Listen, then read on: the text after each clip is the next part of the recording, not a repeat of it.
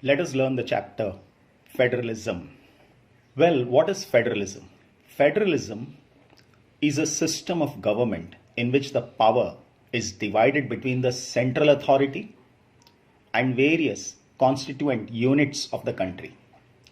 Now, what do we mean by this? We understand that the power is divided between the central government and the state government or local governments. That is the various constituent units of the country. Both these levels of government enjoy their power independent of each other. Federalism basically has two systems, and one is the unitary system and the second one is the federal systems. In a unitary system, there is only one level of government. What do we understand by this? It means it has only central government, which is supreme. The central government may create administrative divisions, and such units exercise only the powers that the central government has chosen to delegate. Then on the other hand, we have federal system, where we have more than one level of government. As we have seen, it can be central government, it can be state government, it can be local government. Here, in the unitary system, the central government can order local governments. But on the other hand, the central government does not order the local governments. So what do we understand? In the unitary system, there is no power to local governments. Local governments will just do the work that is delegated by the central government. State government have their own power. In a unitary system, all the other local governments are answerable to central government. But here, the state government is not answerable to the central government. On the other hand, both are answerable. Both means here the state as well as central are answerable to the people of the country. So these are the differences between unitary system and federal system. Now if you see the world map, you will come to know the countries that are following unitary system and the countries that are following the federal. Moving ahead, what are the key features of federalism? There are two or more levels of government. When I say levels of government, they are central, then there is state, and then there is local governments. And we shall learn about them in detail as we proceed in this chapter. Now, different government govern the same citizens, but each tier has its own jurisdiction. When I say jurisdiction, it refers to their area where they can exercise their power. Supposing I live in Mumbai. Okay, I am under the jurisdiction of, first of all, central government, because Mumbai is a part of India. Then it is state government, because Mumbai is a part of the state of Maharashtra. Now, the jurisdiction of the respective levels of government are specified in the constitution. When I say constitution, I am referring to the rule book of the country. Can we bring any changes in what is specified in the constitution? The answer is the fundamental provisions of the constitution cannot be unilaterally changed by one level of government. When I say unilaterally means one person or one group or country involved in a situation without the agreement of the others cannot change. On the other hand, we have the highest court which acts as an umpire if there are disputes that arise between different levels of government. Say if there is a dispute between the state government and the central government, then the matter will go to the Supreme Court. If there is a dispute between Maharashtra and Karnataka, then again it will go to the Supreme Court. If there is a dispute between, say, Karnataka and Tamil Nadu, again it will go to the Supreme Court. So, any disputes between the states or states on one side and the central government on the other side, then the matter will go to the highest court, and that is the Supreme Court in India. Now, in this way, the Constitution ensures its financial autonomy to all levels of government. When I say financial autonomy, it is financial independence. and this is ensured in the constitution, that is the rule book of the country. In a federal system, the good thing is it safeguards and promotes unity, and second one is it also accommodates regional diversity, because when I see India, there is diversity in many ways, whether it is language, whether it is religion, whether it is customs and festivals. Now there are two routes to form federalism. Okay, the first one is coming together. What do we mean by coming together? The states come together on their own to form a bigger unit, like it has happened in United States of America. Initially, it was 13 British colonies, but today if you take, it is 50 big states, and these states have come together to form a bigger unit. Now, what is the benefit? They retain their identity and sovereignty. It means all the 50 states, they retain their identity as well as sovereignty. Sovereignty is the supreme authority. But if I take a country like India, which has 28 states, different states have different powers. The states do not have sovereignty, but the country has sovereignty. Means some other country cannot interfere in our political and internal matters. Then all the states in this type of federalism has equal powers. So one of the country is United States of America with 50 states. Then it is Switzerland with 26 states and Australia with 6. Then it is holding together. This is the second route to form federalism, in which India is also a part. Now in this system, a country divides its power between the constituent states and the national government. National government here means central government. The central government tends to be more powerful than the state government. Different constant units of the federation have unequal powers. Means different states here have unequal powers. That means, say India. India is made up of states and union territories. Different states and different union territories have unequal powers. The countries which have this form of federalism is one, of course, India, Spain, Belgium. These are the classic examples of federalism formed by holding together. Now, what makes India a federal country? First of all, the Constitution declared India as a union of states. So that is the first thing. Next, Indian Union is based on the principle of federalism. Third, the Constitution provides for a three-tier system of government, which we have already learnt, and that is union government, that is the central government, then it is the state governments and local governments.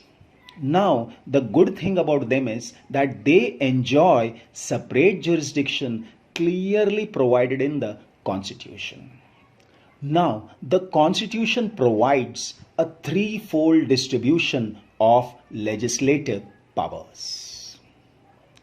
When I say legislative powers, that is power to make laws. Now, this distribution is between union and state governments. Now, how will they make laws? So that is defined in a list, and that is union list, state list and concurrent list. What are these? Let us understand.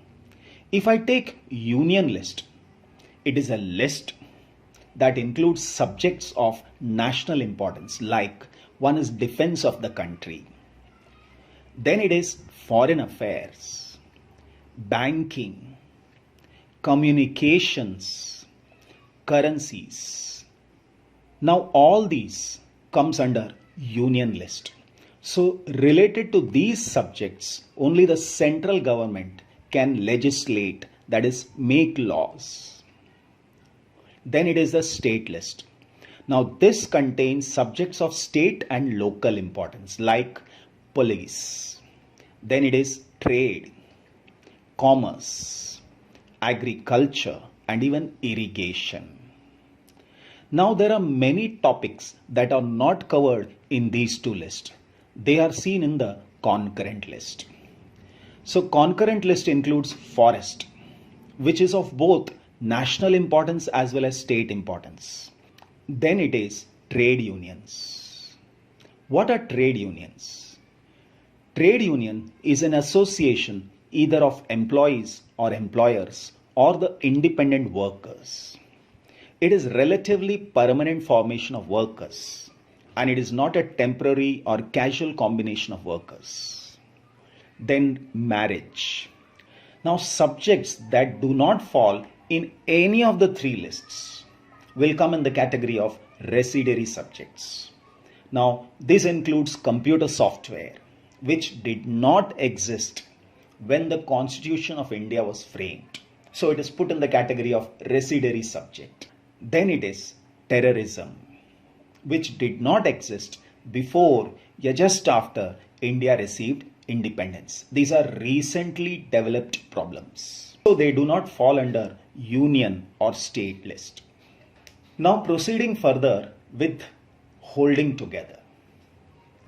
Now we have seen that a country divides its power between the constituent states and the national government. Different constituent units of federation have unequal powers, and all states in Indian Union do not have identical powers. Some units of Indian Union enjoy very little power, like the Union territories. Union territories are actually directly ruled by the central government. The Union territories in India are Delhi, Chandigarh, Dadra and Nagar Haveli, Diu and Daman, Puducherry, Andaman and Nicobar Islands, Lakshadweep, and the recent development, that is Ladakh. Now we may say that we can bring a change in the constitution and also bring a change in the power of the union territories as well as states. But it is not easy to make changes to this power sharing arrangement because the parliament cannot on its own change this arrangement. Now when I say parliament, parliament is made up of members of Lok Sabha and Rajya Sabha, and these are people who are directly elected by the citizens of the country, and there are people who are indirectly elected by the citizens of the country. Now if we want to bring any change, first of all it has to pass from both the houses of parliament with a 2/3 majority. That is just the first step. Then it should be ratified by, that is accepted by the legislatures. When I say legislatures, it is a lawmaking body of at least half of the total states. So if there are 28 states in the country, then at least 14 states have to say yes for it. The judiciary also plays an important role in overseeing the implementation of the constitutional provisions and procedures. In case of any dispute about the division of power, the High Court and the Supreme Court makes the decision. And we have seen the dispute can arise between two states, or it is a state and the center. Now, why do we see a success of federalism in India? The reason is it ensured spirit of federalism, respect for diversity which exists in our country, desire for living together. The next challenge in our country was creation of linguistic states, states on the basis of language. In 1947, the boundaries of several old states of India were changed in order to create new states. And this was done to ensure that people who spoke the same language lived in the same states. But some states were created not on the basis of language, but because of the culture, ethnicity, or even geography. And these includes the states of Nagaland, Uttarakhand, and Jharkhand. When the demand for the formation of states on the basis of language was raised, Some national leaders feared that it would lead to the disintegration of the country. The central government resisted linguistic states for some time. But the experience has shown that the formation of linguistic states has actually made the country more united, and it has also made administration easier.